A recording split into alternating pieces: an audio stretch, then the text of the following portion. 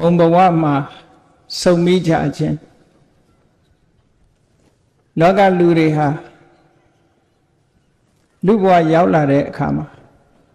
လူတိုင်းဟာစုံကြတာမဟုတ်ဘူးပေါ့စုံမိတဲ့လူတွေမှာလည်းပဲအချင်းချင်းညှိနှိုင်းထားတာမဟုတ်ပေမဲ့လို့သဘာဝချင်းတူညီတဲ့ပုဂ္ဂိုလ်တွေဟာစုံမိကြတာပဲဒီကနေ့ညဝမ်းတွင်မျိုးက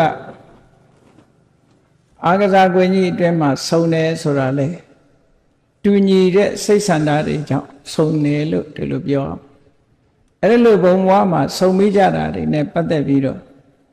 ဘုရားမြတ်စွာဟာလောကလူသားတွေလူဘဝရလာပြီးတော့တဏှာရမှာစုံကြရတယ်ကြုံကြရတယ်တွေ့ကြရတယ်ဆိုတာတွေကအတွင်းဓာတ်ခံတွေတူညီတဲ့သဘောနောက်ခံအကြောင်းတရားတွေထင်ရှားရှိနေတယ်ဆိုတာကိုဓာတုတန်ရုပ်ပါဠိတော်မှာမြတ်စွာဘုရားကဟောထားတာရှိတယ်။စုံတယ်ဆိုတာအကြောင်းမဲ့စုံတာမဟုတ်ဘူးတဲ့။ဓာတုသောဝဘိက္ခဝေတတ္တာတန်တန်ဒန္တိသမင်တိစုံကြတယ်တဦးနဲ့တဦးစုံမိကြတယ်တဏှာမှာစုံကြတယ်တွေ့ကြတယ်ဆိုတာစိတ်ဓာတ်ချင်းအတွင်းကံသဘာဝချင်းတူညီတဲ့ပုဂ္ဂိုလ်တွေစုံတာလို့တူညီမှုကိုအကြောင်းပြုပြီးတော့စုံတယ်လို့ဒီလိုပြောအဲ့တော့ဒီနေရာတရားပွဲမှာစုံတဲ့လူတွေရှိတယ်တခြားနေရာမှာလည်းတခြားပွဲတွေစုံမိနေတဲ့ပုဂ္ဂိုလ်တွေလည်းမြောက်များစွာရှိတယ်တကမ္ဘာလုံးကိုညှော်မှန်းပြီးတော့ကြည့်မယ်ဆိုရင်ဒီအချိန်မှာစုံစည်းပြီးတော့တခုခုလုပ်နေကြမှာကြီးပဲအကုန်လုံးအဲ့လိုစုံစည်းမှုတွေဟာအကြောင်းမရှိဘဲနဲ့စုံစည်းတာမဟုတ်ဘူးဆိုင်ရာအကြောင်းတရားတွေရှိနေကြတယ်အဲ့ဒီအကြောင်းတရားတွေဟာကောင်းတဲ့အကြောင်းတရားလည်းဟုတ်တယ်မကောင်းတဲ့အကြောင်းတရားလည်းရှိတယ်ကောင်းတဲ့လုပ်ငန်းမှာစုံကြတဲ့ပုဂ္ဂိုလ်တွေကတော့ကောင်းတဲ့စိတ်ဓာတ်တွေအခြေခံလို့စုံကြတာဖြစ်တယ်မကောင်းတဲ့အလုပ်တွေကိုလုပ်တဲ့ပုဂ္ဂိုလ်တွေကြတော့မကောင်းတဲ့စိတ်ဓာတ်တွေကိုအခြေခံပြီးတော့စုံမိကြတာဖြစ်တယ်တခါတည်းလူတွေစုံစည်းတယ်ဆိုတာအမခံများပြားတာကိုကြုံတွေ့ကြရပေါ့ဘုန်းကြီးတို့2004ခုနှစ်တုန်းကဂျာမနီနိုင်ငံဘာလင်မြို့တော်မှာဥရောပနိုင်ငံကလူတွေတန်းပေါင်းများစွာရောက်ရှိလာပြီးတော့စုံစည်းကြတဲ့ပွဲကြီးတစ်ခုကျင်းပတာကိုတယ်လီဗီရှင်းတွေကနေပြီးတော့မြင်ရတယ်ပေါ့အဲ့ဒီမှာလူတွေဘာလင်မြို့တော်မှာကျင်းပတဲ့လက်ပါရိတ်ဆိုတဲ့ပွဲကြီးဥရောပနိုင်ငံအသီးသီးကလာတဲ့လေယာဉ်မြန်တွေမီးရထားတွေကားလမ်းတွေပြည့်နေအောင်အားလုံးလက်ပါရိတ်ပွဲကျင်းပတဲ့နေရာကိုတန်ပေါင်းများစွာသောလူတွေဟာစုယုံရောက်ရှိလာကြအဲ့ဒါလောက်များတဲ့ပုဂ္ဂိုလ်တွေဒီတနေရာထဲမှာလာဆုံးတယ်ဆိုတာလည်းပဲအတွင်းအစ္ဆဒဓာတ်သဘောချင်းတူလို့သာဆုံလို့ရမတူတဲ့ပုဂ္ဂိုလ်တွေမသွားကြဘူးဆိုတာသိတာတယ်ပေါ့အဲ့တော့လောကမှာဘုံဘဝမှာဆုံမိကြတယ်ဆိုတဲ့နေရာမှာအကောင်းဆုံခြင်းလားမကောင်းသဖြင့်ဆုံခြင်းလားအကျိုးရှိသောဆုံခြင်းလားအကျိုးမရှိသောဆုံခြင်းလားဆိုတာတော့ရွေးချယ်ကြရမှာဖြစ်တယ်လူတွေဟာအတွင်းဓာတ်ခံတဲ့သဘောတည်းတူညီတဲ့အနေအထားကနေပြီးတဏှာကိုရောက်ရှိအောင်စုပေးလိုက်တဲ့သဘောဒီသဘာဝစိတ်ဓာတ်ကနေစုပေးလိုက်တယ်တရားပွဲမှာလာဆုံးတယ်ဆိုတဲ့ပုဂ္ဂိုလ်တွေဟာတရားနာခြင်းတယ်ဆိုတဲ့စိတ်ဓာတ်ကဒီနေရာကိုစုပေးလိုက်တာဖြစ်တယ်ပေါ့တရားနာမယ်ဆိုတဲ့စိတ်ဓာတ်မရှိတဲ့ပုဂ္ဂိုလ်ကြဒီပွဲမှာရောက်မလာနိုင်ဘူးပေါ့ဒါကြောင့်မို့တူညီတဲ့စိတ်ဆန္ဒတွေကတဏှာထဲမှာစုဝေးရောက်ရှိစေခြင်းပဲဖြစ်တယ်ဒီသဘောကိုမြတ်စွာဘုရားကဓာတုတန်ရုပ်မှာဟောထားတဲ့စကားလုံးကဓာတုသောဘိက္ခဝေတတ္တာတန်တန်ဒန္တိသမင်တိจิตသားယဟန်တို့တရားရီဆိုတာစိတ်ဓာတ်အခြေအနေအစ္ဆဒယဆန္ဒဓာတ်သဘောအားဖြင့်ပေါင်းစုံမိကြတာတဲ့ တူညီတဲ့အလုပ်တစ်ခုကိုလုပ်ကြတာအဲ့ဒီမှာဆက်ပြီးတော့မြတ်စွာဘုရားကပြောတဲ့ဟောတဲ့အခါမှာဟိနာဓိမုတ်တိကာဟိနာဓိမုတ်တိကေဟိတန်တန်ဒန္တိသမင်းတိဟိနာဓိမုတ်တိကာဆိုတာဟိနဆိုတာအောက်တန်းကျတဲ့အဓိမုတ်တိကနှလုံးသွင်းရှိတဲ့ပုဂ္ဂိုလ်အဓိမုတ်တိဆိုတာနှလုံးသွင်းစိတ်ဆန္ဒတယ်နှိမ့်ကြတဲ့စိတ်ဆန္ဒရှိတဲ့ပုဂ္ဂိုလ်တွေကလည်းနှိမ့်ကြတဲ့စိတ်ဆန္ဒရှိတဲ့ပုဂ္ဂိုလ်တွေချင်းတဏှာမှာစုမိကြတယ်ဆုံမိကြတယ်တူညီကြအဲ့ဒါလိုပဲကလျာဏာဓိမုတ်တိကကလျာဏာဓိမုတ်တိကေဟိတန်တန်ဒန္တိသမင်းတိကောင်းမြတ်တဲ့စိတ်ဆန္ဒရှိတဲ့ပုဂ္ဂိုလ်တွေကလည်းကောင်းမြတ်တဲ့စိတ်ဆန္ဒရှိတဲ့ပုဂ္ဂိုလ်အချင်းချင်းဆုံမိကြတယ်လို့အဲ့တော့အကြောင်းမဲ့ဆုံတာမဟုတ်ဘူးတဏှာမှာရောက်ရှိဆုံစည်းနေခြင်းဟာတူညီတဲ့စိတ်ဓာတ်ကနေပို့ပေးလိုက်လို့လာပြီးတော့ဆုံစည်းတာလို့အဲ့ဒါလို့ဆုံစည်းတာ ਨੇ ပတ်သက်ပြီးတော့မြတ်စွာဘုရားကဒီဓာတုတန်ရုပ်ပါဠိတော်မှာဘာကိုအကြောင်းပြုပြီးတော့ဟောတာလဲလို့ဆိုလို့ရှိရင်မြတ်စွာဘုရားကသာဝတိပြည်ရာဇဂိုပြည်ဂိတ်စကုတ်တောင်သတင်းသုံးပြီးတော့နေတဲ့အခါမြတ်စွာဘုရားရဲ့မလှမ်းမကမ်းအရပ်မှာရဟန်းတော်တွေဟာဂရုလိုက်လမ်းလျှောက်ပြီးတော့ဈဉ္ဉံသွားနေကြတာကိုတွေ့ရတယ်ပေါ့အဲ့ဒါလို့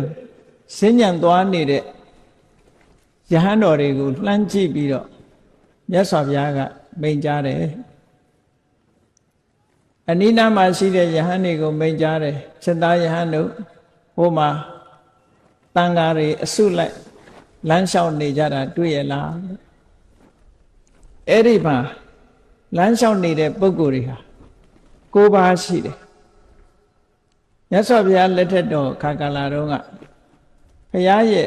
တပည့်တာဝကကြီးတွေအင်တန်ထင်ရှားတဲ့ဣတရေဘွယ်တို့နဲ့ချီးကျူးထားတဲ့ပုဂ္ဂိုလ်တွေပါဝင်၉ပါးဟာသူ့ရဲ့အတိုင်းအဝိုင်းနဲ့အတူတကွတဏှာထဲမှာစုံစည်းပြီးတော့ဈဉ္ဉံရှောင်နေကြတာမြတ်စွာဘုရားကအဲ့ဒါကိုမြင်ပြီးတော့အနိနာရှိတဲ့ယဟန်တွေကိုပြောတာအဲ့ဒီဈဉ္ဉံရှောင်နေတဲ့ပုဂ္ဂိုလ်တွေကဘယ်သူလဲလို့ဆိုရင်ရှင်သာရိပုတ္တရာရှိတယ်ရှင်သာရိပုတ္တရာခေါင်းဆောင်တဲ့ယဟန်ရှင်မမောက္ကလံခေါင်းဆောင်တဲ့ယဟန်နေရှင်မဟာကတ္တဗခေါင်းဆောင်တဲ့ယဟန်နေရှင်အနုရုဒ္ဓခေါင်းဆောင်တဲ့ယဟန်နေရှင်ပုံနခေါင်းဆောင်တဲ့ယဟန်နေရှင်ဥပါလိခေါင်းဆောင်တဲ့ယဟန်နေရှင်အာနန္ဒာခေါင်းဆောင်တဲ့ယဟန်တွေကလမ်းလျှောက်နေကြတယ်အဲ့ဒီနဲ့မလှမ်းမကမ်းမှာဘုရားမြတ်စွာရဲ့သာသနာတော်မှာစိတ်ကောင်းမရှိလို့နာမည်ကောင်းမရတဲ့ရှင်ဒေဝဒတ်ကလည်းသူ့အဖွဲ့တွေနဲ့ဈဉ္ဉံလျှောက်ပြီးတော့နေတာအဲ့ဒီအချိန်မှာစုံစည်းနေကြသူ့ဂရုလိုက်အစုလိုက်နေတာကိုကြည့်ပြီးတော့မြတ်စွာဘုရားကယဟန်တွေကိုပြောမိန့်ကြားနေတာจิตသားယဟန်တို့သာရိပုတ္တရာဟာများစွာသောယဟန်တွေနဲ့အစုလိုက်လမ်းလျှောက်နေကြတာအဲ့ဒီယဟန်တွေအားလုံးဟာပညာဘက်မှာထူးချွန်တဲ့ပုဂ္ဂိုလ်တွေကြီးပဲတဲ့။ဘာဖြစ်လို့လဲဆိုတော့ရှင်သာရိပုတ္တရာကပညာအရာမှာဣတရေရထားတဲ့ပုဂ္ဂိုလ်ကိုဖျားပြီးလို့ရှိရင်ရှင်သာရိပုတ္တရာအဆင့်မီတဲ့ပုဂ္ဂိုလ်မရှိဘူးရှင်သာရိပုတ္တရာဟာထူးချွန်တဲ့ပညာနေရာမှာထူးချွန်ဆုံးပုဂ္ဂိုလ်ဖြစ်တယ်ဘလောက်ထိထူးချွန်တယ်လဲလို့ဆိုရင်မြတ်စွာဘုရားအဆင့်မှသမ္မာသမ္ဗုဒ္ဓအဆင့်မှဖြေနိုင်တဲ့မေခွန်းတောင်မှပဲအနည်းငယ်နီလန်လေးပြလိုက်လို့ရှိရင်ရှင်သာရိပုတ္တရာကအကျယ်တဝင်းဖြေနိုင်တဲ့စွမ်းရည်တတ္တိရှိတယ်ဆိုလိုတာကဘုရားအရာ မေခွန်းတောင်မှပဲရှင်သာရိပုတ္တရာဖြေနိုင်စွမ်းရှိတယ်လို့ဒီလိုပြောတာအဲ့တော့ပညာထက်မြက်တဲ့ပုဂ္ဂိုလ်ပညာဆိုတာဟာတကယ်တော့လူသိတဲ့နေရာမှာမရှိဘူးလောကမှာပညာဟာအင်တမအစွမ်းတတ္တိရှိပေမဲ့လို့တကုရှင်နဲ့ပညာဓာတ်ဒီနှစ်ခုနှိုင်းယှဉ်လိုက်ရင်တကုရှင်ကိုပဲလူသိများတယ်ပညာတတ်တဲ့ပုဂ္ဂိုလ်လူသိမများဘူးတဲ့ပညာဆိုတာထင်ရှားတဲ့အရာမဟုတ်ဘူးဒါကြောင့်မို့လို့ပညာကိုစားနဲ့ဥပမာပေးထားတယ်ပညာရှိကိုစားခဲ့လို့ဥပမာပေးထားတာရှိတယ်အဲ့ဒီသုတ်တန်တစ်ခုလည်းပဲရှိတယ်ပေါ့မြတ်စွာဘုရားသခင်ကိုရောမြတ်တာဝရိန္ဒနတ်ပြည်ကိုတက်ပြီးတော့9ဝါမြောက်ဝါဆိုအဘိဓမ္မာတရားဟောပြီးတော့လူပြည်ပြန်လာတဲ့အခါအမတန်ကြီးမားတဲ့လူရုပရိသတ်ကြီးကရှင်သာရိပုတ္တရာကိုသိပြီးမသိကြဘူးစိတ်မဝင်စားကြဘူးသူတို့အတိအမှတ်ပြုတာအထင်ကြီးတာဘယ်သူတုံးဆိုရင်တကုရှင်ဖြစ်တဲ့ရှင်မောက္ကလန်တို့ဒေဝစက္ခုနဲ့စွမ်းအားရှိတဲ့ရှင်အနုရုဒ္ဓတို့ကိုပဲအထင်ကြီးကြတရင်မေးတဲ့အခါမှာမြတ်စွာဘုရားဘယ်တော့ကြွလာမှာတော့ခုခေတ်ဆိုရင်တော့ပြောရေးဆိုခွင့်ရှိသူပေါ့နော်ရှင်အနုရုဒ္ဓတို့ကဖြေတယ်ဘုရားဘယ်တော့ကြွလာမယ်ဆိုတာသွားပြီးတော့တကိုးနဲ့ကြွရောက်ပြီးတော့မေးမြန်းနိုင်တာရှင်မောက္ကလန်တို့ကဖြေတယ်အဲ့တော့အဲ့ဒီလူထုပြိဿကြီးဟာရှင်မောက္ကလန်တို့ပို့ပြီးတော့အထင်ကြီးတယ်ရှင်သာရိပုတ္တရာရှိနေတော့လည်းပဲရှင်သာရိပုတ္တရာကိုသိပ်ပြီးတော့လူတွေကအထင်ကြီးတဲ့သဘောမရှိဘူးမြတ်စွာဘုရားလူပြည်ဆင်းလာတဲ့အခါမှာမြတ်စွာဘုရားကဒီအချက်ကိုတတိထားမိတယ်ဘုရားသာသနာတော်မှာပညာရှင်နဲ့တကုရှင်ဆိုရင်ပညာရှင်ကိုနံပါတ်1နေရာမှာထားတယ်တကုရှင်ကနံပါတ်2နေရာမှာရှိတယ်ဟိုင်ဟာရာကီလို့ခေါ်တယ်ဆင့်နဲ့ထားတဲ့အခါမှာပညာရှင်ကနံပါတ်1တကုရှင်ကနံပါတ်2ဒီလိုအဆင့်ဆင့်ထားသို့တော်တကုရှင်ကိုသာနံပါတ်1ကိုကြော်ပြီးတော့နံပါတ်2ကိုလူသိများနေတာကိုမြတ်စွာဘုရားကတတိထားပြီးတော့တာဝရိန္ဒနတ်ပြည်ကနေစောင်းတန်း3သွယ်နဲ့လူပြည်ကိုကြွဆင်းလာတဲ့အခါသင်္ကတ္တတကားဝစောင်းတန်းဥရောက်တဲ့အချိန်မှာမြတ်စွာဘုရားကိုပထမဆုံးနှုတ်ဆက်ကြောခွင့်ရတာရှင်သာရိပုတ္တရာဒါကမြတ်စွာဘုရားရဲ့လက်ရရန်ဆိုတော့ဘုရားပြီးရင်ဒုတိယပေါ့ရှင်သာရိပုတ္တရာသို့တော့လူထုပရိသတ်ကရှင်သာရိပုတ္တရာရဲ့အစွမ်းအစကိုမသိကြမသိလို့မြတ်စွာဘုရားကစောင်းတန်းဥမှာပဲရပ်ပြီးတော့မိခွန်းနေမေးတာရှင်သာရိပုတ္တရာကမြတ်စွာဘုရားမေးသမျှတွေကိုဖြေဆိုတယ်နောက်ဆုံးမှာသမ္မာသမ္ဗုဒ္ဓဘုရားကသာဖြေနိုင်တဲ့မိခွန်းမျိုးနီလန်ပေးတဲ့အခါမှာရှင်သာရိပုတ္တရာဖြေနိုင်တယ်တခြားပုဂ္ဂိုလ်တွေဟာအဲ့ဒီမေခွန်းရဲ့အဖြေကိုမသိနိုင်ကြဘူးရှင်သာရိပုတ္တရာဖြေမှသိနိုင်ကြတာဖြစ်တော့ကြောင့်အဲ့ဒီအချိန်မှာပရိသတ်ရဲ့အလယ်မှာရှင်သာရိပုတ္တရာရဲ့ဉာဏ်ဤဉာဏ်စွမ်းအစတွေဟာလူတွေကသိလာကြလို့အလုံးကရှင်သာရိပုတ္တရာကိုထင်ကြီးလေးစားလာကြတယ်လို့ဆိုတဲ့အကြောင်းအရာအလည်းရှိတယ်ပေါ့တခါတော့ကရှင်မောက္ကလန်နဲ့ရှင်သာရိပုတ္တရာတို့ရာဇဂိုပြေမှာဝါဆိုးနေကြအဲ့ဒီအချိန်မှာမြတ်စွာဘုရားသခင်ကိုရောမြတ်ကတာဝတိပြေမှာဝါဆိုးတယ်တာဝတိနဲ့ဝါစကြိုအလန်းကွာတဲ့နေရာတရင်သုံးနေထိုင်ကြတာညနေ2ပါးဆုံတဲ့အခါကျတော့ရှမောက္ကလန်ရဲ့မျက်နှာကခါတိုင်းနဲ့ကြီးနေတယ်စိတ်ထဲမှာကျဉ်တ်နေတဲ့အပြုံးနေနဲ့ရှမောက္ကလန်ကိုရှင်သာရိပုတ္တရာကအကဲခတ်မိတယ်အကဲခတ်မိတဲ့အခါကျတော့ ငါရှင်သာရိပုတ္တရာဒီကနေ့နေ့လည်ခင်းကာလမှာအင်တန်ငြိမ်သက်တဲ့ငြိမ်းချမ်းတဲ့တမဘတ်နဲ့နေလာတာလားမျက်နှာအဆင်းတွေအလွန်ကြီးနေပါလားစိတ်ဓာတ်တွေအလွန်ရွှဲနေပါလားငြိမ်းချမ်းတဲ့တမဘတ်နဲ့နေလာလို့ဒီလိုစိတ်ဓာတ်တွေကြီးငြိမ်းချမ်းပြီးတော့မျက်နှာတွေဟာရွှင်လန်းနေတာလားလို့ဆိုမဟုတ်ပါဘူးတဲ့ဒါဖြင့်ဘာဖြစ်လို့မျက်နှာရွှင်နေတာတုံးဆိုတော့တရားနာရလို့တဲ့ဖြေတာတရားနာရလို့မျက်နှာရွှင်နေတာပါတဲ့ဘုသူစီကနာရတာတုံးဆိုမြတ်စွာဘုရားစီကသူတရားနာရတာတဲ့အဲ့တော့ရှင်သာရိပုတ္တရာကနေပါအောင်ကိုတော့မြတ်စွာဘုရားကတောင်ဥထိပြည်မှာအရှင်ဘုရားကဒီမှာဘယ်လိုလုပ်တရားနာတာတုံးလို့ဆိုသူတရားနာပုံလေးကိုပြောပြတောင်ဥထိနဲ့ဇေတဝန်ခုခေတ်ဆိုရင်တော့လူတွေကထင်မှာပေါ့တယ်လီဖုန်းဆက်တာပေါ့နော်အဲ့ဒီတော့တယ်လီဖုန်းမှမရှိတာအခုခေတ်လူတွေကတပန်းတောင်သားနေသေးတယ်တယ်လီဖုန်းဆက်ပြီးတော့တရားနာလို့ရတယ်လေအဲ့တော့ရှင်မောက္ကလန်ကရှင်သာရိပုတ္တရာကိုဘယ်လိုပြောတော့ဆိုရှင်ဘုရားတဲ့တပည့်တော်ကဒီကနေပြီးတော့မြတ်စွာဘုရားကိုဒိဗ္ဗစက္ခုအဘိညာဉ်ဝင်စားထားဒိဗ္ဗသောတအဘိညာဉ်တလှဲ့စီဝင်စားပြီးတော့ထားမြတ်စွာဘုရားကလည်းတပည့်တော်ဘက်ဒိဗ္ဗစက္ခုနဲ့ဒိဗ္ဗသောတအဘိညာဉ်နှစ်ခုဝင်စားထားတပည့်တော်ကဒီကနေပြီးလှမ်းပြီးမြတ်စွာဘုရားကိုမေးခွန်းမေးတယ်တဲ့အရှင်ဘုရားပြည့်ပြည့်စုံတဲ့လုံလဝိရိယရှိတဲ့ပုဂ္ဂိုလ်ဆိုတာဘယ်လိုအတိုင်းအတာနဲ့ပြည့်စုံမှပြည့်ပြည့်စုံတဲ့လုံလဝိရိယရှိတဲ့ပုဂ္ဂိုလ်လို့ခေါ်နိုင်ပါသလဲဆိုတဲ့မေးခွန်းကိုတပည့်တော်ကဒီကနေလှမ်းမေးတာတဲ့လှမ်းမေးတော့မြတ်စွာဘုရားကဒီမေးခွန်းကိုဖြေတယ်မောက္ကလန်ပြည့်ပြည့်စုံတဲ့လုံလဝိရိယရှိသူဆိုတာရတဲ့ရတိုက်ရောက်တဲ့ရောက်တိုက်တဲ့တရားဓမ္မကိုရရှိဖို့အတွက်အယိုးကြည်ကြည်အရေးခမ်းခမ်း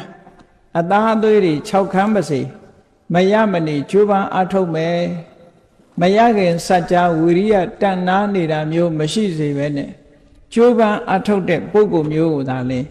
ပြီးပြီးစုံတဲ့လုံလဝိရိယရှိတယ်လို့ခေါ်ရတယ်လို့မြတ်စွာဘုရားကဖြေတယ်အဲ့ဒီအမေးဖြေလုံနေတာဟာဒိဗ္ဗစက္ခုဒိဗ္ဗသောတအဘိညာဉ်ဝင်စားပြီးတော့မြတ်စွာဘုရားနဲ့ရှင်မောက္ကလန်တို့လှမ်းပြီးတော့စကားပြောတဲ့အခါပဲအဲ့ဒါကိုတန်ရုပ်ပါဠိတော်မှာခတသုတ်လို့ခေါ်တယ်အဲ့ဒီတော့ရှင်သာရိပုတ္တရာကရှင်မောက္ကလန်ကိုပြောတယ်ရှင်မောက္ကလန်တို့များတကိုးကြည့်လိုက်တာအဝေးကြီးကမြတ်စွာဘုရားစီလှမ်းပြီးတော့မေးခွန်းနေမေးလို့ဘုရားဖြေတာကိုသူနာရတယ်ကြည့်လိုက်တဲ့တကိုးပေါ့တပည့်တော်တို့ဆိုလို့ရှိရင်ရှင်မောက္ကလန်ကတောင်ကြီးနဲ့အလားသဏ္ဍာန်တူတယ်တပည့်တော်ကအဲ့ဒီတောင်ကြီးနားမှာချထားဖို့ကြောက်တုံးကလေးလောက်ပါပဲလို့ရှင်မောက္ကလန်ရဲ့တကိုးနဲ့စာရင်ရှင်မောက္ကလန်ကတောင်ကြီးကဲ့သို့ကြီးမားပြီးတပည့်တော်ကအနီးနားမှာချထားရတဲ့ကြောက်တုံးလေးတစ်ဖွဲပါလို့ရှင်မောက္ကလန်ကိုဒီလိုချီးမြှောက်ပြီးတော့ပြောတဲ့အခါမှာရှင်မောက္ကလန်ကဘယ်လိုပြောတော့လို့ဆိုတော့ရှင်သာရိပုတ္တရာတဲ့အရှင်ဘုရားဟာဖျားပြီးရင်ပညာအထက်ဆုံးပုဂ္ဂိုလ်ဖြစ်ပါတယ်တဲ့အရှင်ဘုရားကစားအိုးကြီးတဲ့ကစားခဲကြီးနဲ့တူတယ်တဲ့တပည့်တော်ကအဲ့ဒီစားခဲကြီးနားမှာထားတဲ့စားဖွင့်ကလေးလိုပါပဲလို့ပြန်ပြီးတော့ပြောတယ်အဲ့တော့ပညာရှင်ကိုစားနဲ့ဥပမာပေးတာဒီလိုဆိုလို့လားဘာဖြစ်လို့ဒီဥပမာပေးရတယ်လဲလို့ဆိုရင်တကုရှင်ဆိုတာတောင်လိုလူသိတယ်မြင်ရတယ်တကုစွမ်းစက်တွေပြတဲ့အခါမှာမြင်ရစားဆိုတာကြတော့ဘယ်ဟင်းနဲ့မဆိုစားကပျောက်နေတာပဲရှားပေါ်တင်မှစားပါတယ်မပါဘူးသိတာစားမပါတဲ့ဟင်းဟာလဲပေါ့ရွှွတ်ရွှွတ်ဖြစ်နေဟင်းတိုင်းမှာလဲစားပါရတယ်နောက်ဆုံးမှာအချိုရမကတဲ့တောင်ဒီလေးအောင်လို့ဆိုပြီးတော့စားခတ်ကြတယ်စားမပါရင်မလေးနဲ့ဘူးအဲ့ဒါလိုပဲပညာရှိဆိုတဲ့ပညာဟာအရာရာကိုနှံ့ဆက်ပြီးတော့လွှမ်းခြုံနေတယ်လို့ဆိုတဲ့အဓိပ္ပာယ်နဲ့ပညာကိုစားနဲ့ဥပမာပေးတာတဲ့ပညာရှိကိုစားနဲ့ဥပမာတောင်ကြီးလို့လူသိထင်ရှားတော့မဟုတ်ဘူးစားဆိုတာ နော်အိမ်ရှင်မတွေပြောသလိုအိမ်ထဲကစားတွေစားရတယ်လို့မရှိဘူးဟင်းခတ်တာနဲ့ကုန်တယ်တဲ့စားဆိုတာဘယ်သူကစားမှာတော့ငံနဲ့သို့တော့သူမပါလို့ရှိရင်ဟင်းတွေဟာပေါ့ပြက်ဖြစ်တယ်ပေါ့အေးအဲ့ဒါလိုပဲအရာရာမှာပညာရှိမပါရင်ပေါ့ပြက်ဖြစ်တယ်လို့ကိစ္စတိုင်းမှာစားလို့ပဲစိတ်ဝင်ပြန့်နှံ့နေတာပညာရဲ့သဘောလို့ဒီအဓိပ္ပာယ်မျိုးကိုယူပြီးတော့ဒီဥပမာကိုသုံးတာဟာရှင်မောက္ကလံသုံးခဲ့တဲ့စကားတစ်ခုပဲလို့မှတ်သားရတယ်ပေါ့အဲ့တော့မြတ်စွာဘုရားကသာရိပုတ္တရာနဲ့အတူတကွလမ်းလျှောက်နေကြတဲ့ယဟန်တွေအားလုံးဟာပညာရှိတွေကြီးပဲပညာကျွယ်ဝတဲ့ပုဂ္ဂိုလ်တွေကြီးပဲအံ့ဩစရာကောင်းလိုက်တာစိတ်ဆန္ဒတူညီတဲ့ပုဂ္ဂိုလ်တွေဟာအစုလိုက်ဒီလိုနေကြတာဒါကြောင့်မို့ဓာတုသောဝဘိက္ခဝေတတ္တတန်တန်တန္တိပညာရှိတွေကပညာရှိနဲ့မှအဆင်ပြေတယ်အားလုံးဟာပညာကနေပြီးတစုတည်းဖြစ်အောင်စုပေးထားတယ်လို့ဒီလိုပြောတယ်တခါရှင်မောက္ကလံကြီးလိုက်တဲ့အခါသူလည်းသူ့အုပ်စုနဲ့လမ်းလျှောက်နေတယ်အေးမောက္ကလံကလည်းသူနဲ့အတူတကွလမ်းလျှောက်နေတဲ့ပုဂ္ဂိုလ်တွေဟာတကိုးရှင်နေကြီးပဲတဲ့အားလုံးဟာတကိုးကြီးမားတဲ့ပုဂ္ဂိုလ်တွေကြီးပဲတကိုးကြီးတယ်ဆိုတာသမထကျင့်စဉ်တစ်ခုကိုစွမ်းစွမ်းတမန်ကျင့်ထားပြီးတော့စွမ်းရည်တတ္တိတွေတိုးမြင့်နေအောင်ဒါကိုပဲအလုံးလုံးနေတာသမထကျင့်စဉ်ကိုအချိန်ချင်းထပ်ကျင့်ပြီးဇန်နေအဘိညာဉ်နေအချိန်ချင်းထပ်ဝင်စားလို့ဝတိဘော၅ပါးနဲ့စွမ်းရည်တတ္တိတွေထက်အောင်လုပ်နေကြတာမို့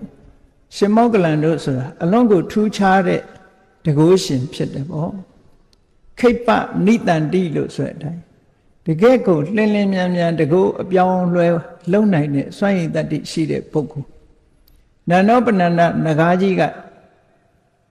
နှာခေါင်းလေနဲ့မှုတ်တဲ့အခါမှာတခြားယဟန္တာတွေမကာကွယ်နိုင်ဘူးတဲ့ရှင်မောက္ကလံတပါးသာကာကွယ်နိုင်တယ်ဘာဖြစ်လို့အလင်းအမြန်လောက်ရတာဖြစ်တယ်စက္ကန့်ပိုင်းနောက်ကျသွားရင်ပြာဖြစ်သွားနိုင်တယ်အစိတ်ခိုးတွေတင့်ပြီးတော့ပြာဖြစ်သွားနိုင်တယ်ဒါကြောင့်မို့တကိုးဆိုတာလေလေ့ကျင့်နေရလေ့ကျင့်နေလို့စွမ်းရည်တတ္တိတွေထက်တာဒါကြောင့်မို့မောက္ကလံနဲ့အတူတကွလမ်းလျှောက်နေကြတဲ့ယဟန်တွေဟာအားလုံးတကိုးရှင်တွေကြီးပဲဓာတ်သဘောအားဖြင့်စိတ်ဓာတ်ချင်းတူညီလို့တကိုးဆိုတဲ့စွမ်းရည်တတ္တိကသူတို့ကိုတစုတည်းစုဝေးစေတယ်လို့မြတ်စွာဘုရားကဒီလိုဟောတာဟောနောက်တစ်ခါရှင်မာကတ္တဗနဲ့လမ်းလျှောက်နေကြတာတစုတည်းကြည့်လိုက်တယ်ရှင်မာကတ္တဗနဲ့တစုတည်းနေတဲ့ပုဂ္ဂိုလ်တွေဟာဒူတင်ဆောင်ပုဂ္ဂိုလ်တွေကြီးပဲချိုးချမ်းကျင့်ရမယ်နော်ယဟန်ဘဝဆိုတာကိလေသာတွေနည်းပါးအောင်ချိုးချမ်းတဲ့အကျင့်တွေကျင့်ရမယ်လို့သင်္ကန်းတောင်မှပန္နကုသင်္ကန်းမှဝတ်ရမယ်သုံးတယ်တဲ့ပိုမထားရဘူးတောရเจ้าမှာပဲတစ်သလုံးနေရမယ်ဆွမ်းခံပြီးတော့ပဲစားရမယ်ဆိုတဲ့ဒီဒူရင်အကျင့်တွေကိုကျင့်ကြံကြိုးကိုအားထုတ်နေတဲ့ပုဂ္ဂိုလ်တွေကြီးပဲသူတို့ကိုလည်းပဲဒူရင်အကျင့်ကနေပြီးတော့တစုတည်းဖြစ်အောင်စုပေးလိုက်တာပေါ့ဟောနောက်ဒီ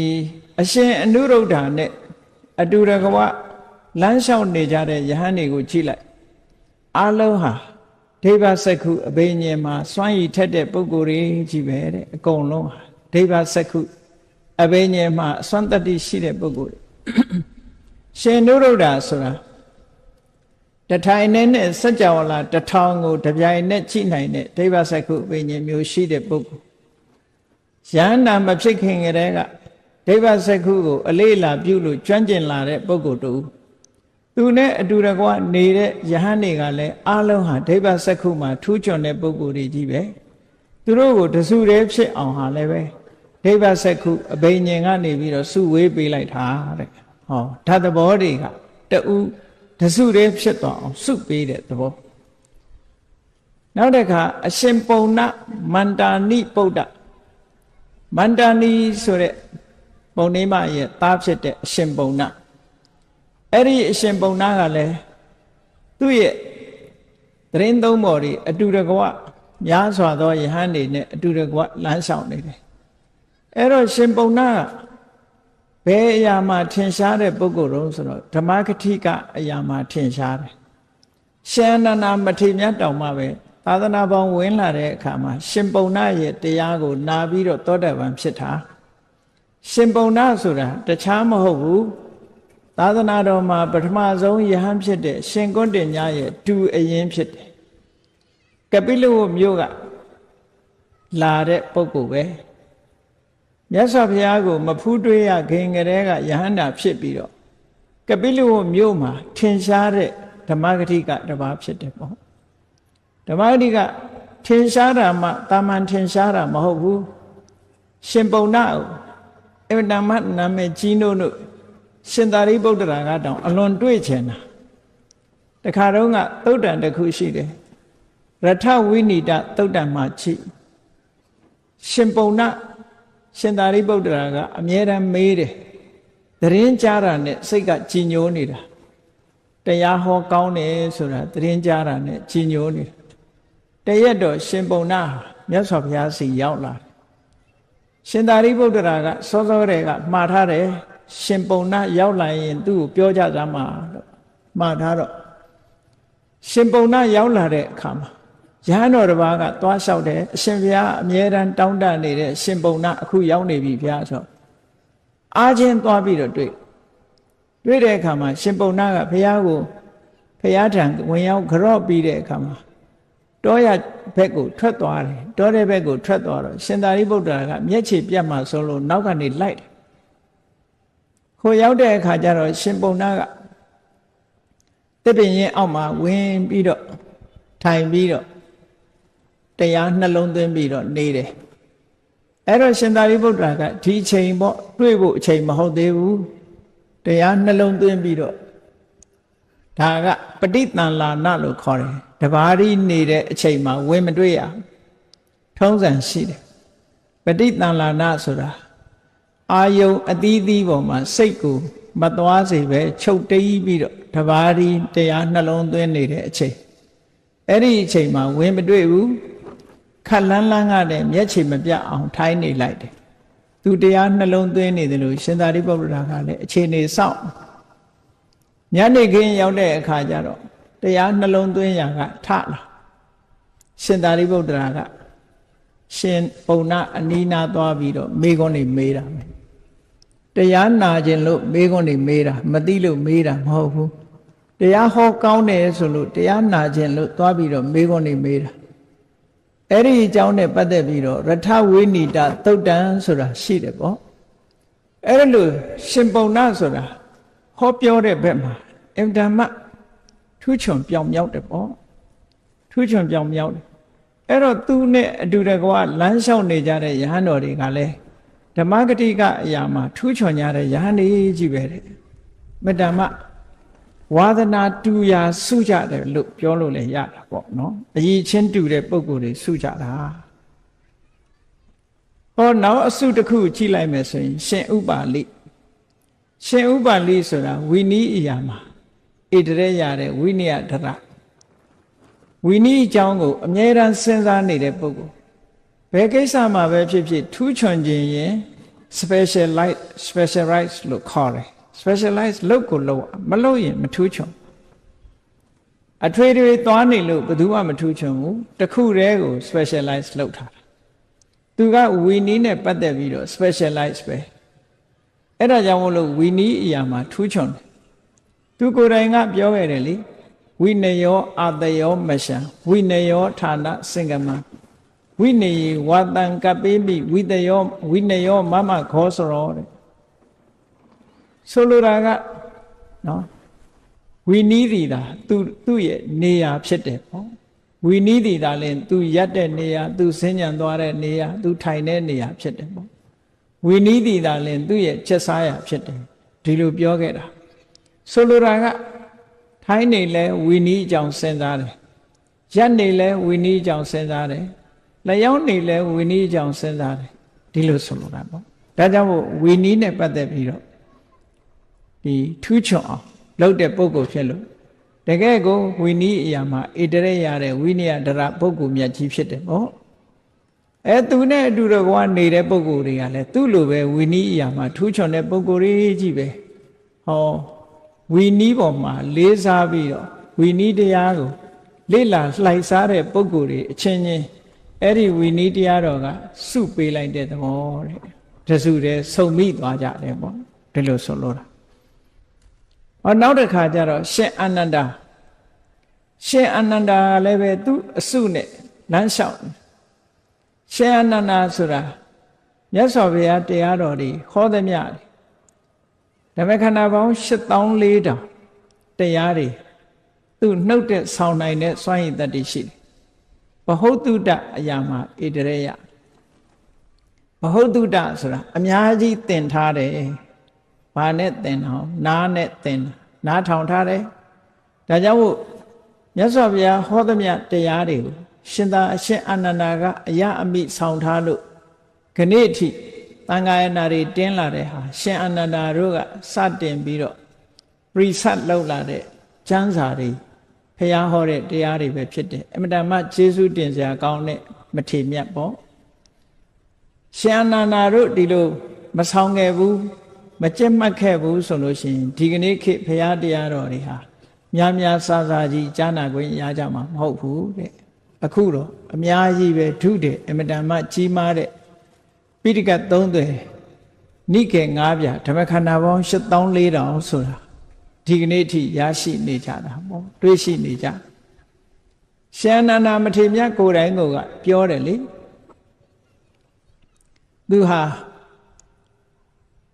8400နဲ့က82,000ကိုမြတ်စွာဘုရားစီကသင်ယူခဲ့တာပါတဲ့ဓမ္မခန္ဓာ82,000ကိုမြတ်စွာဘုရားစီကသင်ပြီးတော့ကျန်တဲ့2000ကိုတော့ရှင်သာရိပုတ္တရာစတဲ့ယဟန်နေစီကသင်ယူခဲ့တာဒါကြောင့်မို့လို့သူ့နှုတ်ဖြားမှာဓမ္မခန္ဓာပေါင်း8400ရှိပါတယ်လို့ပြောတာအဲ့တော့ဘောဓုတအရာမှာအမတမထူးချွန်တဲ့ပုဂ္ဂိုလ်သူမြတ်ဖြစ်တယ်ပေါ့အဲ့ဒီဘောဓုတအရာမှာထူးချွန်တဲ့ရှင်အာနန္ဒာမထေရမြတ်နဲ့ရံပတ်ပြီးတော့နောက်ကနေလိုက်ပြီးဈဉ္ဉံလျှောက်နေကြတဲ့ပုဂ္ဂိုလ်တွေကလည်းစာပေရာမှာထူးချွန်တဲ့ဘောဓုတရှိတဲ့ပုဂ္ဂိုလ်တွေကြီးပဲတဲ့ဘောဓုတရှိခြင်းတူတဲ့သဘောကသူတို့တစုတည်းဖြစ်အောင်စုပေးလိုက်တာဂရုတစ်ခုဖြစ်သွားတယ်။ဟောဒီသဘောကိုမြတ်စွာဘုရားကဓာတုသောဘိက္ခွေတတ္တတန်တန်ဒန္တိသမင်တိจิตသားယဟန်တို့စိတ်ထက်ခြင်းအယီချင်းဓာတ်သဘောချင်းအားဖြင့်တတ္တဝါတွေဟာစုစည်းထားတာဖြစ်တယ်အဲ့တော့တဏှာမှာစုမိတယ်ဆိုတာဓာတ်သဘောချင်းတူမှစုလို့ရဓာတ်သဘောချင်းမတူရင်စုလို့မရဘူးလို့ဒီလိုပြောတာเนาะနောက်တစ်ခါခက်လန်းလန်းမှာကြည့်လိုက်မယ်ဆိုရင်ရှင်ဒေဝရသူကလည်းသူ့ခြံရံပရိသတ်နဲ့လမ်းလျှောက်နေတယ်ရှင်ဒေဝရကဘာတွေတွေးနေလဲဆိုရင်ဖြတ်လန်းကနေဖျားလုပ်ဖို့စဉ်းစားနေတာသူကအဲ့ဒါကြတော့ပါပိဿရုပ်မာတဲ့စိတ်ဆန္ဒတွေလွှမ်းမိုးနေတယ်သူ့မှာတန်ဃာတွေကိုခေါင်းဆောင်လုပ်ချင်တယ်တန်ဃာအဖွဲ့အစည်းကြီးကိုအကြီးအကဲလုပ်ချင်တယ်အဲ့ဒီအကြီးအကဲလုပ်ချင်တဲ့စိတ်ဓာတ်လူကြီးလုပ်ချင်တဲ့စိတ်ဓာတ်ကသူ့ကိုလွှမ်းမိုးပြီးတော့ထားတယ်သူနဲ့အတူလမ်းလျှောက်နေတဲ့ပုဂ္ဂိုလ်တွေကလည်းအဲ့ဒါလိုစိတ်ဓာတ်ရှိတဲ့ပုဂ္ဂိုလ်တွေကြီးပဲတဲ့ဟောပါပိဿဆိုတဲ့မကောင်းတဲ့အတွေးတွေဝင်နေတဲ့မကောင်းတဲ့လူရင်ဆန္ဒတွေလွှမ်းမိုးထားတဲ့ပုဂ္ဂိုလ်တွေကလည်းပဲမကောင်းတဲ့စိတ်ဆန္ဒချင်းတူရာဟာစုစည်းမိတာဖြစ်နေတယ်ဟုတ်တာပေါ့တရားဝါဒနာပါတဲ့ပုဂ္ဂိုလ်တွေကတရားပွဲရောက်ကြတယ်ရုပ်ရှင်ဝါဒနာတဲ့ပါတဲ့ပုဂ္ဂိုလ်တွေကတယ်လီဗီရှင်းရှေ့မှာရုပ်ရှင်ကြည့်ကြတယ်ဘောလုံးဝါဒနာပါတဲ့ပုဂ္ဂိုလ်တွေကဘောလုံးပွဲရှေ့မှာရောက်ပြီးတော့ဘောလုံးကြည့်ကြတယ်ဘီယာတို့အရက်တို့ဝါဒနာပါတဲ့ပုဂ္ဂိုလ်တွေကလည်းဘီယာအရက်ဆိုင်မှာစုကြတယ်ပေါ့လူဆိုတာတယောက်နဲ့တယောက်မတူဘူးပေါ့တဘာဝချင်းတူရာစုမိနေကြတယ်ဆိုတဲ့သဘောကိုမြတ်စွာဘုရားကဟောတာအဲ့တော့ဘုန်းကြီးတို့တွေလောကလူတွေဟာဒီလိုအခြေအနေအရစုပြီးတော့နေကြတဲ့အခါမှာတို့ကိုစုမိအောင်လုပ်တဲ့ဟာကောင်းတဲ့အရာလားမကောင်းတဲ့အရာလားလို့ဆက်လက်ပြီးတော့စဉ်းစားဖို့လိုအပ်တယ်ပေါ့မကောင်းတဲ့အရာကတို့ကိုစုတယ်ဆိုရင်ကောင်းတာဖြစ်ဖို့ကိုကလှုပ်ဆောင်ရမယ်အမှတ်ရမြတ်စွာဘုရားကဆက်ပြီးတော့ဟောထားတယ်တ တရားတရားကင်းမဲ့တဲ့ပုဂ္ဂိုလ်တွေဟာတရားတရားကင်းမဲ့တဲ့သူချင်းစုမိကြတယ်တဲ့အရှက်မရှိတဲ့ပုဂ္ဂိုလ်တွေဟာလည်းအရှက်မရှိတဲ့ပုဂ္ဂိုလ်ချင်းစုမိကြတယ်တဲ့ဒုစရိုက်လုပ်ငန်းနဲ့ပတ်သက်ပြီးအကြောက်အလန့်မရှိတဲ့ပုဂ္ဂိုလ်တွေကလည်းအကြောက်မလန့်မရှိတဲ့ပုဂ္ဂိုလ်ချင်းစုမိကြတယ်ဘဟုတုတနဲတဲ့ပုဂ္ဂိုလ်တွေကလည်းဘဟုတုတနဲတဲ့ပုဂ္ဂိုလ်ချင်းစုမိကြတယ်တဲ့ပြင်းကြီးတဲ့ပုဂ္ဂိုလ်တွေကလည်းပြင်းကြီးတဲ့ပုဂ္ဂိုလ်တွေချင်းတဏှာမှာစုမိကြတယ်ပညာမဲ့တဲ့ပုဂ္ဂိုလ်တွေကလည်းတဏှာမှာပညာမဲ့တဲ့ပုဂ္ဂိုလ်ချင်းစုမိကြတယ်တတိလက်လွတ်နေတတ်တဲ့ပုဂ္ဂိုလ်တွေမိမိလျောရောနေတတ်တဲ့ပုဂ္ဂိုလ်တွေကလည်းမိမိလျောရောနေတတ်တဲ့ပုဂ္ဂိုလ်ချင်းစုမိကြတယ်လို့ဟောတဘာဝတူရစုတယ်ဆိုတဲ့အကြောင်းမြတ်စွာဘုရားဒီလိုဟောတာတရားတရားရှိတဲ့အကောင်းဘက်ကပြောမယ်ဆိုရင်တရားတရားရှိတဲ့ပုဂ္ဂိုလ်တွေကလည်းတရားတရားရှိတဲ့လူနဲ့လက်တွဲမိတယ်မကောင်းမှုဒုစရိုက်ကရှက်တတ်တဲ့ပုဂ္ဂိုလ်တွေကလည်းမကောင်းမှုဒုစရိုက်ကိုရှက်ယွန်တဲ့ပုဂ္ဂိုလ်တွေချင်းလက်တွဲကြတယ်မကောင်းမှုဒုစရိုက်ကကြောက်လန့်တဲ့ပုဂ္ဂိုလ်တွေကလည်းမကောင်းမှုဒုစရိုက်ကကြောက်လန့်တဲ့ပုဂ္ဂိုလ်တွေနဲ့ပဲလက်တွဲတယ်ဘဟုတုတရှိတဲ့ပုဂ္ဂိုလ်တွေကလည်းဘဟုတုတရှိတဲ့ပုဂ္ဂိုလ်နဲ့ဆိုရင်လက်တွဲပြီးတော့ပြောမကုန်အောင်ရှိကြတယ်ပေါ့ကြိုးစားအထုတ်မှုလုံလဝိရိယရှိတဲ့ပုဂ္ဂိုလ်တွေကလည်းလုံလဝိရိယရှိတဲ့ပုဂ္ဂိုလ်ချင်းလက်တွဲကြတတိကောင်းတဲ့ပုဂ္ဂိုလ်တွေကလည်းတတိကောင်းတဲ့ပုဂ္ဂိုလ်ချင်းလက်တွဲကြပြီးတော့ပညာထက်မြက်တဲ့ပုဂ္ဂိုလ်တွေကလည်းပညာထက်မြက်တဲ့ပုဂ္ဂိုလ်ချင်းလက်တွဲကြတယ်လို့အကောင်းဘက်ကလည်းဒီလိုလာတယ်အဲ့တော့စုံစည်းကြတဲ့အခါတိုင်းမှာတို့တွေဟာဒီနေရာဆုံတာဘာနဲ့ဆုံတာလဲဒါဟာအရေးတကြီးဆင်ញင်စဉ်းစားဖို့လိုအပ်တယ်အကောင်းနဲ့ဆုံတာလားမကောင်းနဲ့ဆုံတာလားစုံစည်းတာတော့စုံစည်းနေကြတာဘဝမှာစုံစည်းမှုဆိုတာတွေဖြစ်တယ်အဲ့ဒီစုံစည်းမှုတွေဟာအကောင်းနဲ့ဆုံတာလားမကောင်းနဲ့ဆုံတာလားကိုယ့်ကိုဆင်ញင်သုံးသပ်ဖို့လိုအပ်တယ်အရာရာမှာအမတ်တမဲ့မနေပဲနဲ့တတိတရားတမ္ပစဉ္ညတရားနဲ့နေကြရအဲ့ဒါလို့မနေလို့ရှိရင်ဘဝနှိမ့်ကျသွားနိုင်တယ်ပေါ့တိုးတက်မြင့်မားလာအောင်ကိုယ့်ရဲ့အခြေအနေကိုပုံမှန်သုံးသပ်နေတတ်ဖို့လိုအပ်တယ်ပေါ့အဲ့ဒါလို့ဆင်ញင်တုံတရားနဲ့ဆင်ញင်သုံးသပ်ရမြတ်စွာဘုရားကိုယ်တိုင်ကကထံပုတ္တမေရတ္တိတိဝဝိတိဝတ္တန္တိတိပပိစိတေနအဘိနံပစ္ဆွခိတပါမကောင်းတဲ့အညစ်အကြေးတွေကိုထုတ်ဖို့ကြိုးစားနေတဲ့ပုဂ္ဂိုလ်တယောက်ဟာတနေ့တာငါဘယ်နည်းနဲ့ကုံဆုံးလာတယ်ဆိုတာဆင်ញင်သုံးသပ်ပေးရမယ်လို့ဒီလိုဟောထားတာရှိဒါလူတိုင်းလိုက်နာရမယ်ဟာတစ်ခုဖြစ်တယ်မို့နှမို့ဆိုရင်ကိုယ့်ဘဝနမောနမဲ့နေရာရောက်တယ်ပေါ့နမောနမဲ့နေလို့ရှိရင်တော့လူတယောက်ဟာနှိမ့်ကျသွားမှာပဲအဲ့ဒါကြောင့်မို့လို့နမောနမဲ့မနေရအောင်ကိုယ့်ဘဝကိုဆင်ញင်သုံးသပ်မှုလောက်ဆင်ញင်သုံးသပ်တဲ့အခါမှာအဖြေထွက်လာ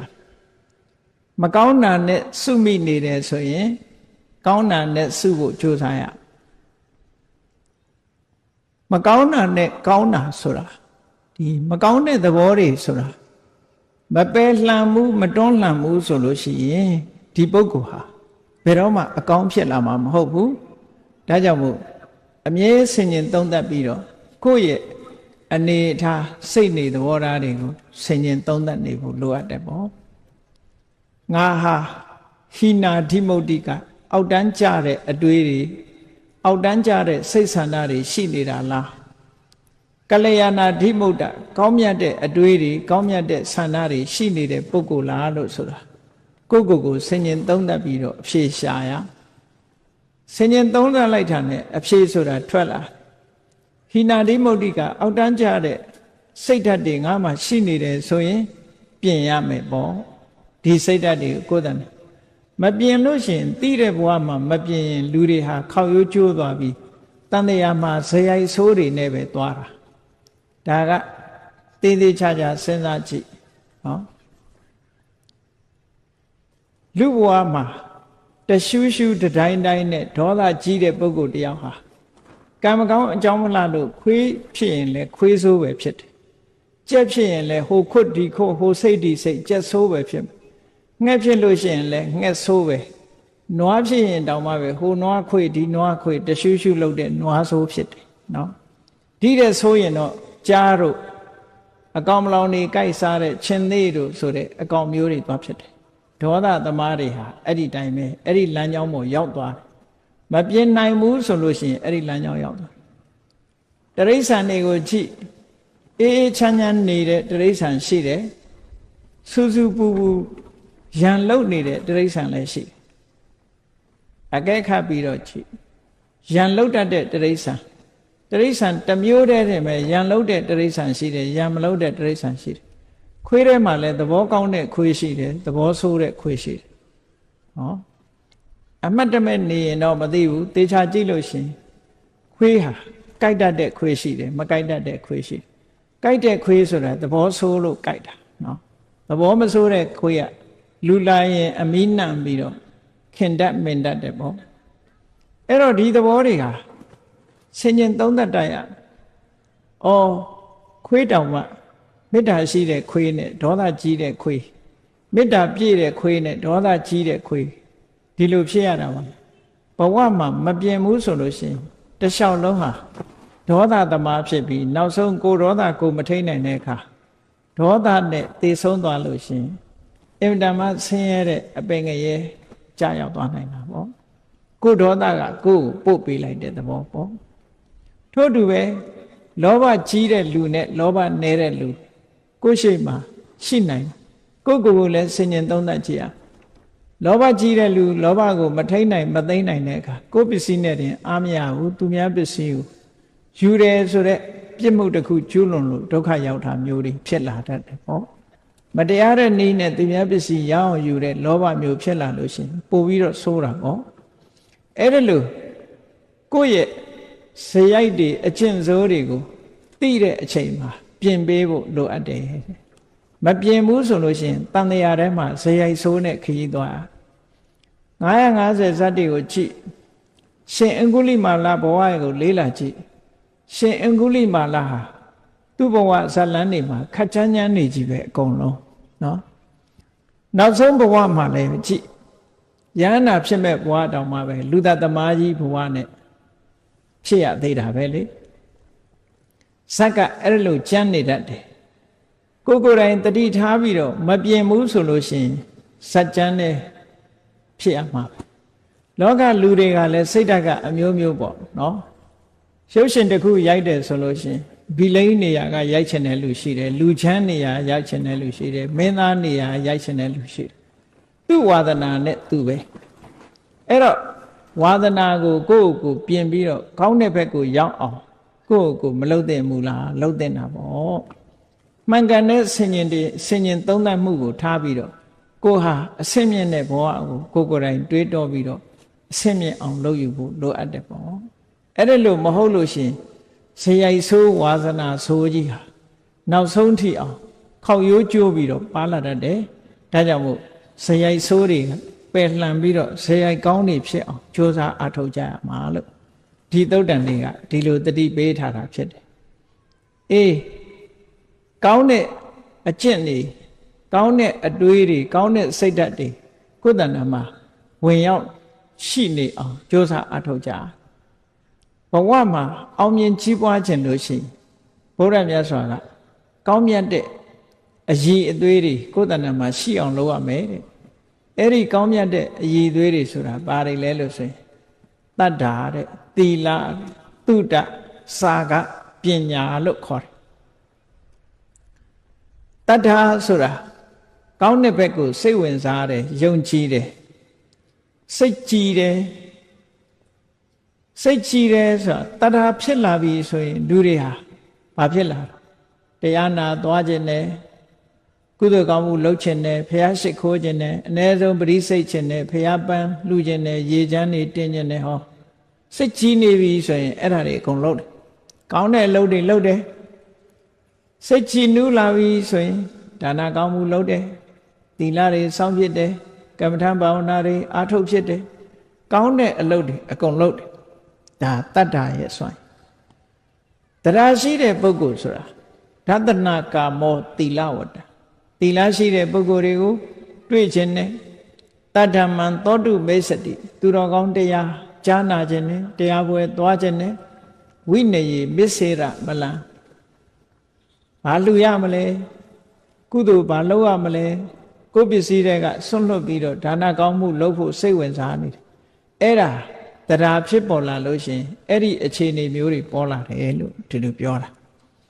အဲ့တော့တရားရှိနေတဲ့ပုဂ္ဂိုလ်တယောက်ဟာတရားကိုလက်နဲ့ဥပမာပေးထားတာရှိတယ်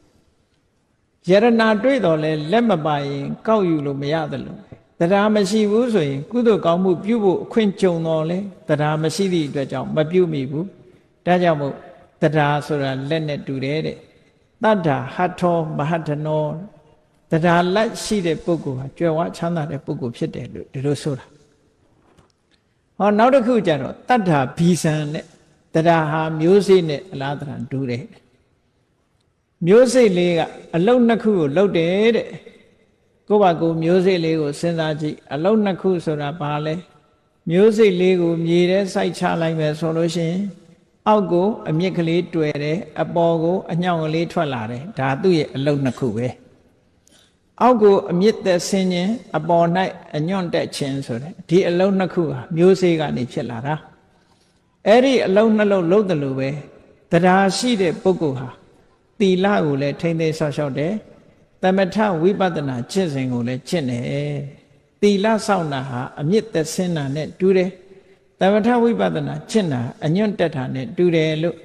ဒီလိုတရားကိုမျိုးစေ့နဲ့ဥပမာပေးတာမြတ်စွာဘုရားကအာလဝကကြီးရဲ့အမေးကိုဖြေတဲ့အခါမှာလောကမှာအကောင်းဆုံးဥစ္စာအမြတ်ဆုံးဥစ္စာဘာလဲလို့ဆိုရင်တတ္ထာပဲလို့ဒီလိုဟောခဲ့တာတရားတရားရှိပြီဆိုလို့ရှိရင်တန်ဖိုးရှိတဲ့ဥစ္စာတွေဟာသူပိုင်ဆိုင်ခွင့်ဖြစ်သွားတာပဲဒါကြောင့်မို့တရားဆိုတဲ့ဥစ္စာပိုင်ထားပြီဆိုလို့ရှိရင်လောကမှာရှိတဲ့ယရဏအလုံးကိုပိုင်ထားတာနဲ့မထူးတော့ဘူးတရားရှိလို့ကုသိုလ်ကောင်းမှုတွေလုပ်တဲ့ပုဂ္ဂိုလ်ဟာယရဏတွေဟာယရဏရှိရသွားတယ်ဆိုတာလို့ပဲတရားတရားရှိတဲ့ပုဂ္ဂိုလ်စီမှာယရဏပစ္စည်းတွေအကုန်စုတယ်လို့ဒီလိုဆိုတာလောကကြီးဆိုတာအမတမထူးခြားတယ်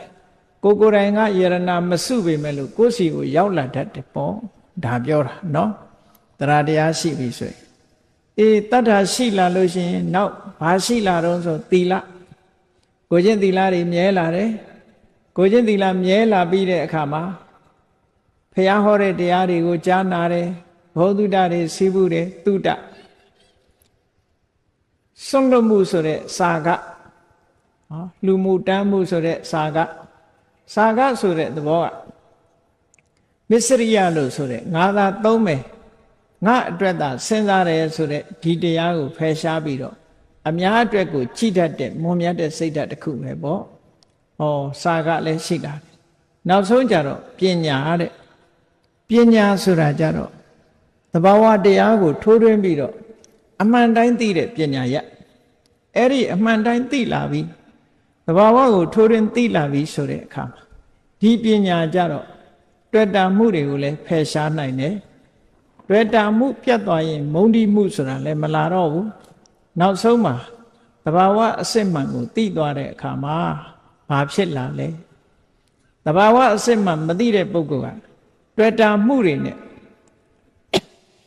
ရင်ထဲမှာပူလောင်မှုဆိုတဲ့တောကတွေမကြာခဏကျုံနေကြတွေ့တာမှုကိုအခြေပြုပြီးတော့တောကတွေဖြစ်ရအဲ့ဒီတောကကိုလျှော့ချခြင်းလို့ရှိရင်တွေ့တာမှုကိုမလျှော့ဘဲနဲ့လျှော့လို့မရဘူးအဲ့ဒီတွေ့တာမှုကိုလျှော့ချဖို့ရအတွက်ဒီမှန်ကန်စွာသိတဲ့ပညာဆိုတာဒါအရေးကြီးဆုံးပဲလို့ဒီပညာရှိဖို့လိုအပ်တယ်အဲ့ဒီပညာကိုဘယ်လိုလုပ်ရအောင်လုပ်ရမလဲလို့ဆိုတာရအောင်လုပ်တဲ့နည်းတွေကတော့ပညာရချင်လို့ရှိရင်တရားနာရတယ်စာပေတွေကိုဖတ်ရှုလေ့လာရတယ်ဒီသဘာဝတရားတွေကိုဆင်ញင်သုံးသပ်ဖို့ရအတွက်သဘာဝတရားတွေကိုနားလည်အောင်သင်ယူရတယ်မေးမြန်းစီးပူရတယ်ဥက္ခဟပရိပု္ပ္ပာလို့ခေါ်ဥက္ခဟဆိုတာသင်ယူတာပရိပု္ပ္ပာဆိုတာဆွေးနွေးတာမေးမြန်းတာအဲ့ဒီနည်းနဲ့ပညာရလာပြီဆိုရင်ပညာအခြေခံမှုအတွက်သီလနဲ့သမာဓိကျင့်စဉ်နှစ်ခုကိုကျင့်လိုက်လို့ရှိရင်ဒီပညာအတွက်အခြေခံကောင်းတစ်ခုရလာပြီးတော့ပညာဖြစ်ဖို့ရအတွက်ကြတယ် မိမိသင်ထားတဲ့ကိုယ်တဏ္ဍာမှာရှိတဲ့ယုတ်တရားနံတရားတွေအပေါ်မှာတတ္တဝါဆိုတဲ့အမြင်ပြောက်သည့်ထိအောင်ဆင်ញင်သုံးသပ်ဖို့လိုတယ်ပေါ့တတ္တဝါဆိုတာမရှိဘူးယုတ်နဲ့နံနှစ်မျိုးတည်းပဲရှိတယ်လို့မြင်လာသည့်ထိအောင်ယုတ်နဲ့နံနှစ်မျိုးသာရှိတယ်ဆိုတာထင်ထင်ရှားရှားဖြစ်လာအောင်ဒီဆင်ញင်သုံးသပ်ဖို့ဥပမာပဲကိုယ်မျက်စိနဲ့အဆင်းအရောင်မြင်စရာတစ်ခုကိုမြင်လိုက်တယ်ဆိုတဲ့အခိုက်မှာမျက်စိရဲ့မြင်စရာအာယုံရဲ့မြင်စရာအာယုံကိုသိတဲ့မြင်သိစိတ်ရဲ့ဒီတဘာဝသုံးခုပဲဆိုပါစို့မျက်စိနဲ့အဆင်းအာယုံကယုတ်တရားအဲ့ဒီယုတ်တရားနှစ်ခုပေါင်းစပ်မှုကိုအကြောင်းပြုပြီးတော့ဖြစ်ပေါ်လာတဲ့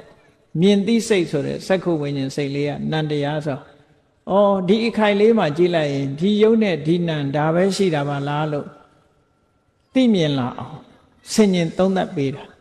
အဲ့ဒါလို့ယုတ်နဲ့နံနှစ်မျိုးတည်းသာရှိတယ်လို့သိလာတဲ့အခါမှာ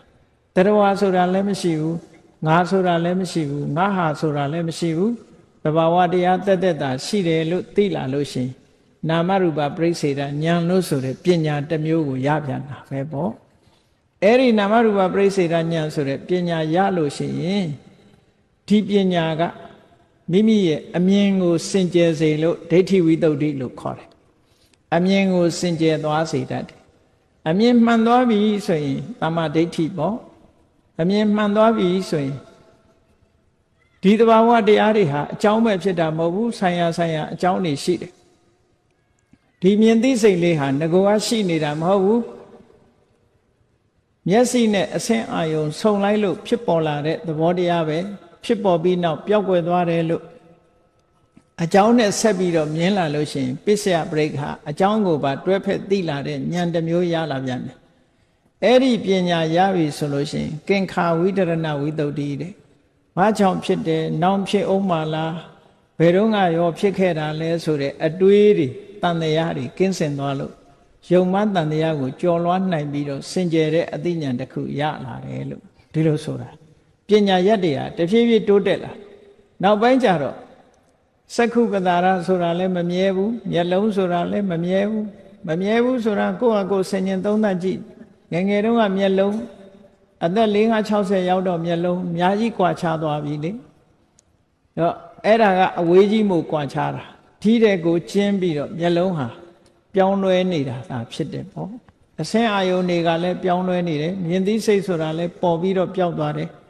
မမြဲတဲ့သဘောတွေကိုဆင်ញင်သုံးသပ်မိလာလို့ရှင်သမ္မတနာပညာလို့သမ္မတနာဉာဏ်လို့ခေါ်တယ်အဲ့ဒီဆင်ញင်သုံးသပ်ရာကဖြစ်ခိုက်ကလေးပစ္စုပန်တဲ့ကြည့်နိုင်လာပြီဖြစ်တဲ့အချိန်လေးမှာမြင်လိုက်တယ်ပြတ်တဲ့အချိန်လေးမှာသိလိုက်တယ်ဆိုတဲ့ဉာဏ်ကြတော့ဥရိယဗျာဉာဏ်လို့ခေါ်အဲ့ဒီကနေတဆင့်တက်လာတော့အဖြစ်ကိုခရုမစိုက်တော့ဘူးအပြက်ကိုပဲမြင်လာပြီဆိုတဲ့အခါကျတော့ဘင်္ဂဉာဏ်မှာအနိစ္စသဘောတရားဟာဒါလမ်းဆုံးအစွမ်းကုန်တွေ့မြင်ခြင်းပဲဖြစ်တယ်ပေါ့အဲ့ဒီနောက်ကြတော့မိမိတဏ္ဍာမှာရှိတဲ့ယုတ်တရားနံတရားတွေဟာဒီလိုဖြစ်ပြမှုတွေနှိမ့်ဆက်နေတာမို့ကြောက်เสียကြီးပါလားလို့မြင်လာတယ်ဘယညာအန္တရာယ်များလိုက်တာလို့မြင်လာတယ်အာရိနဝညာအန္တရာယ်များလို့လွတ်မြောက်ခြင်းလာတယ်မောစိတုကမြတာညာနော်နိဗ္ဗိဒညာအန္တရာယ်များတဲ့အပေါ်မှာညှင်းငွေလာတယ်တာယာစရာရှားမတွေ့ဘူးညှင်းငွေလာတော့လွတ်မြောက်ခြင်းလာတယ်မောစိတုကမြတာလွတ်မြောက်ခြင်းတဲ့အခါမှာပြန်ပြီးတော့လွတ်ရလွတ်ကြောင်းစဉ်းစားတယ်ပဋိသင်္ခာညာနောက်ဆုံးကြတော့သင်္ခါရတရားတွေပေါ်မှာစိတ်ကိုတည်တည်ငြိမ်ငြိမ်ထားပြီးတော့အမှန်ကိုရှုမြင်နိုင်တဲ့တည်ငြိမ်တဲ့အသိဉာဏ်တစ်မျိုးရလာတာသင်္ခါရုပ္ပခဉာဏ်အဲ့ဒီတည်ငြိမ်တဲ့သဘောရပြီဆိုတဲ့အခါမှာနိဗ္ဗာန်ကတ်သွားပြီလို့ဒီလိုပြောတာပေါ့ပေါင်းကူတရားလေးကြော်လိုက်တာနဲ့ဟိုဘက်ကျတော့နိဗ္ဗာန်ရောက်သွားအနုလောမဉာဏ်လို့ဆိုတဲ့ချင်းကပ်လန်းလေးကိုရောက်သွားလို့ရှိရင်ဟိုဘက်ကျတော့ကိလေသာတွေကိုဖယ်ရှားပြစ်နိုင်တဲ့အဆင့်ဆင့်ဖယ်ရှားပြစ်နိုင်တဲ့မဲ့၄ပါးဖို့၄ပါး၄ချိန်မဲ့၄ပါး၄ချိန်ဖို့၄ပါး၄ချိန်ကြပြီးတော့ကိလေသာအာသောတွေလုံးဝတန့်စင်ပြစ်နိုင်တဲ့ပညာမျိုးတဲ့အဲ့ဒီပညာမျိုးဟာတော့အစွမ်းထက်ဆုံးပညာမျိုးပဲလို့ဒီလိုပြောတာနော်အဲ့ဒီရမှလမ်းဆုံးတယ်ပေါ့ဒါကြောင့်မို့တရားတရားရှိဖို့လိုတယ်သီလရှိဖို့လိုတယ်တုတ္တဆိုတဲ့အကြမြင်ဘောတုတ္တတွေရှိဖို့လိုတယ် စာကဆိုတဲ့စွန့်လွတ်နိုင်မှုတွေရှိဖို့လိုတယ်ပညာလို့ဆိုတဲ့ဝိပဿနာပညာတွေရှိဖို့လိုတယ်လူဘဝရလာတဲ့အခိုက်မှာဒီတရားတွေမိမိတဏ္ဍာမှာမရှိသေးရင်ရှိအောင်လုပ်ဖို့ရှိပြီးရင်တိုးတက်မြင့်မားလာအောင်ကြိုးစားအထောက်ဖို့ဆိုတာကိုအခုဒီမြတ်စွာဘုရားဟောတဲ့ဓာတ်သဘောတွေနဲ့တတ္တဝါတွေဟာနှီးနှောမိကြတယ်ဆိုတာဒီသုတ်တံကိုနာယူမှတ်သားကြပြီးတဲ့အခါမှာတို့တဏ္ဍာမှာအရေးအကြီးဆုံးကောင်းမြတ်တဲ့သဘာဝတွေရှိပြီးတော့တန်တရားထဲမှာလည်းပဲကောင်းမြတ်တဲ့ဝါဒနာတွေကောင်းမြတ်တဲ့စိတ်ဆန္ဒတွေနဲ့တဦးနဲ့တဦးဆုံညတွေးကြတဲ့အခါမှာကောင်းမြတ်တဲ့အလုပ်နဲ့ကောင်းတဲ့နေရာမှာကောင်းတဲ့စိတ်နေသဘောထားတွေကစုပေးလို့စုမိကြတဲ့ပုဂ္ဂိုလ်မျိုးတွေသာဖြစ်ပြီးနောက်ဆုံးမှာဒီစုမိခြင်းကနေပြီးတော့အမြင့်ဆုံးဖြစ်တဲ့ဝိပဿနာပညာမဲ့ပညာဖို့ပညာရပြီးတော့နိဗ္ဗာန်ချမ်းသာကိုမျက်မှောက်ပြုနိုင်တယ်ဆိုတဲ့ဘုရားမြတ်စွာရဲ့ဆုံးမဩဝါဒနာယူမှတ်သားကြပြီးတဲ့အခါမှာတို့တွေနောက်ဆုံးပညာဖြစ်တဲ့မဲ့ပညာဖို့ပညာရပြီးနိဗ္ဗာန်ကိုမျက်မှောက်ပြုအပ်ပါလို့ဤလို့ဆန္ဒပြုပြီးတော့ကြိုးစားအားထုတ်နိုင်ကြပါစေကုန်သတည်း